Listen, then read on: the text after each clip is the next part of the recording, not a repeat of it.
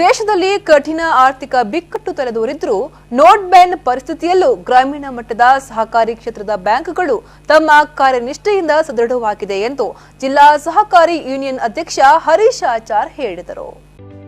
ಅವರು ಸುಳ್ಯ ತಾಲೂಕು ಸಹಕಾರಿ union, taluk lamp ಸಹಕಾರ ಸಂಘ, ರಾಜ್ಯ ಸಹಕಾರ ಮಹಾಮಂಡಳ, ಜಿಲ್ಲಾ ಕೇಂದ್ರ ಸಹಕಾರಿ ಬ್ಯಾಂಕ್, ಜಿಲ್ಲಾ ಸಹಕಾರಿ ಯೂನಿಯನ್ ಇವುಗಳ ಸಂಯುಕ್ತ ಆಶ್ರಯದಲ್ಲಿ ಅಂಬೇಡ್ಕರ್ ಗಿರಿದರ್ಶಿನಿ ಸಭಾಭವನದಲ್ಲಿ ನಡೆದ ಅಖಿಲ ಭಾರತ 65ನೇ ಸಹಕಾರ ಸಪ್ತಾಹ ಸಮಾರಂಭದ ಅಧ್ಯಕ್ಷತೆ ವಹಿಸಿ ಮಾತನಾಡಿದರು.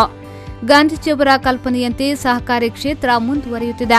ಸರ್ವೋದಯದ ಕನಸು ಕಂಡ ಗಾಂಧೀಜಿಯವರು 18 ಸೂತ್ರಗಳ ಮೂಲಕ ಆದರ್ಶ ಗ್ರಾಮಗಳ ಅಭಿವೃದ್ಧಿಪಡಿಸಬಹುದು ಎಂಬುದನ್ನು ನೀಡಿದ್ರು. ಗ್ರಾಮಗಳ ಅಭಿವೃದ್ಧಿಯಾದರೆ ಮಾತ್ರ ದೇಶದ ಅಭಿವೃದ್ಧಿ ಸಾಧ್ಯ. ರಾಜ್ಯ ಮತ್ತು ದೇಶದಲ್ಲಿ ಅಧಿಕಾರಕ್ಕೆ ಬರುವ ಸರ್ಕಾರಗಳು ಜನರ ಮತ್ತು ರೈತರ ಪರವಾಗಿರುವ ಸರ್ಕಾರಗಳಾಗಿರಬೇಕು. ಜನರಿಗೆ ಖಾಸಗಿ ಸಹಕಾರಿ ಸಹಭಾಗಿತ್ವ ನಿರ್ಮಾಣ ಮಾಡುವಲ್ಲಿ ಸಹಕಾರಿ ಕ್ಷೇತ್ರ ದಿಟ್ಟ ಹೆಜ್ಜೆ ಇರಿಸಿದೆ ಎಂದು ಹೇಳಿದ್ರು.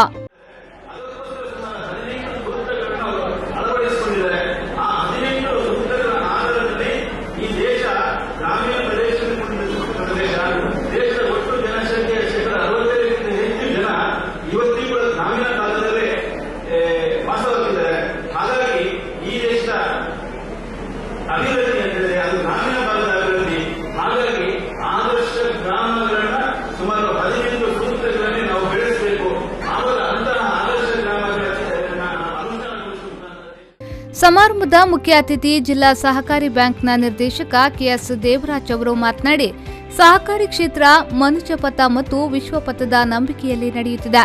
ರೈತ ಪರವಾದ ಆಡಳಿತ ವ್ಯವಸ್ಥೆ ಅಧಿಕಾರಕ್ಕೆ ಬರಬೇಕು. ಸರ್ಕಾರಗಳು ಮಾಡುವಂತಹ ಸಾಲ ಮನ್ನಾ ಯೋಜನೆಗಳು ಸ್ವಾಗತಾರ್ಹ.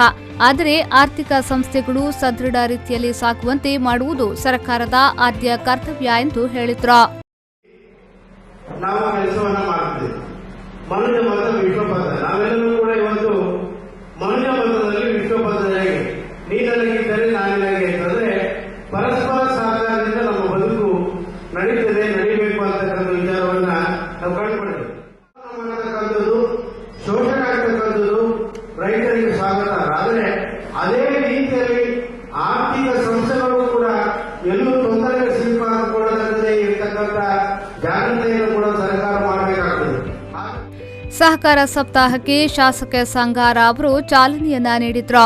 ಕ್ಯಾಂಪ್ಕೋ ಲಿಮಿಟೆಡ್ನ ಮಾಜಿ ನಿರ್ದೇಶಕರಾದ ರಾಧಾಕೃಷ್ಣ ಕೋಟೆ ವಿಷಯ ಮಂಡನೆ ಮಾಡಿದ್ರು. ಸಮಾರಂಭದಲ್ಲಿ ಟಿಎಪಿಸಿಎಂಎಸ್ ಅಧ್ಯಕ್ಷ ನಿತ್ಯಾನಂದ ಮುಂಡೋಡಿ, ಸುಳ್ಯ ಗ್ರಾಮೀಣ ಅಭಿವೃದ್ಧಿ ಬ್ಯಾಂಕ್ ಅಧ್ಯಕ್ಷ ಹರೀಶ್ ಕಂಜ್ಪಿಲಿ, ಜಿಲ್ಲಾ ಸಹಕಾರಿ ಯೂನಿಯನ್ನ ನಿರ್ದೇಶಕ PB Divakar Rai, Sullia lamp society ಅಧ್ಯಕ್ಷ ಸೀತಾನಂದ ಬೇರ್ಪಡ್ಕ, ಎಪಿಎಂಸಿ ಅಧ್ಯಕ್ಷ ಧೀರಣ್ಣಗೌಡ ಅಡ್ಡತಿಡ್ಕ, ಕ್ಯಾಂಪ್ಕೋ ನಿರ್ದೇಶಕ ಕೃಷ್ಣ ಪ್ರಸಾದ್ ಮರ್ತಿಲಾ ಮೊದಲಾದವರು ಈ ಸಂದರ್ಭ ಉಪಸ್ಥಿತರಿದ್ದರು. ಪದ್ಮನಾಭ, ವಿ4 ನ್ಯೂಸ್ 24/7 ಸುಳ್ಯ.